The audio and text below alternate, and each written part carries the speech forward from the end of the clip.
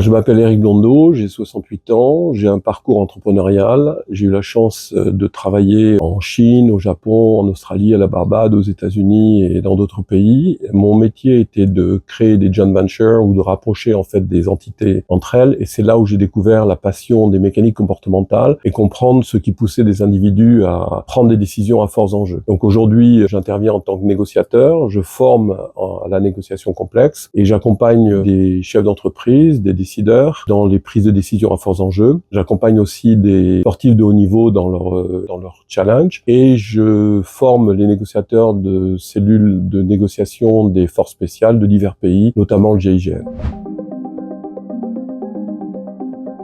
J'ai choisi d'écrire sur la peur, car la peur est au centre de tout. Et en fait, dans ce livre, j'ai exclu parmi toutes les peurs qui touchent les traumas et les pathologies. Mais je me concentre sur toutes les autres peurs qui sont celles de la vie de tous les jours, qui sont celles qui concernent nos choix, nos options, nos engagements et tous les verbes d'action. En fait, dès que je prends un verbe d'action, j'ai une peur derrière. J'ai envie d'appeler quelqu'un, j'ai peur. J'ai envie de prendre une décision pour les vacances, j'ai peur. Je dois négocier sur des engagements, j'ai peur. Donc en fait, ce que j'ai fait dans ce livre-là, c'est de disséquer la peur comme étant un levier de la prise de décision qui permet de déclencher des opportunités.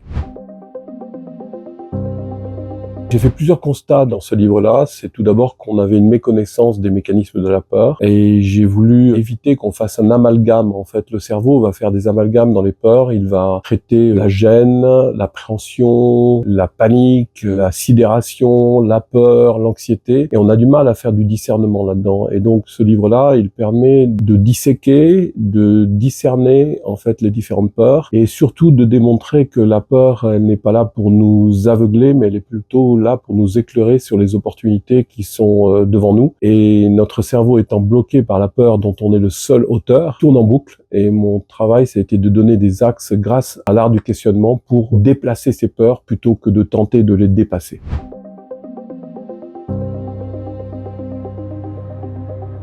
Il s'adresse à toutes les personnes qui ont des décisions à prendre, qui ont des forts enjeux. La peur n'a pas d'âge, donc elle est envahissante, c'est-à-dire que quand vous avez vécu une négociation avec une douleur, avec une peine, quand vous avez une décision à prendre qui a eu des mauvaises conséquences, en fait la peur est toujours présente. Dans ce livre, j'essaye de donner des clés pour que les influences du passé ne pollue pas les décisions que l'on a à prendre aujourd'hui et qu'on remette en mouvement vers ce sur quoi on peut agir, c'est donc le présent. Que toutes les personnes qui sont vivantes sont confrontées à la peur et l'idée de ce livre-là, c'est effectivement de leur donner des clés pour qu'ils optimisent toutes leurs décisions à forts enjeux.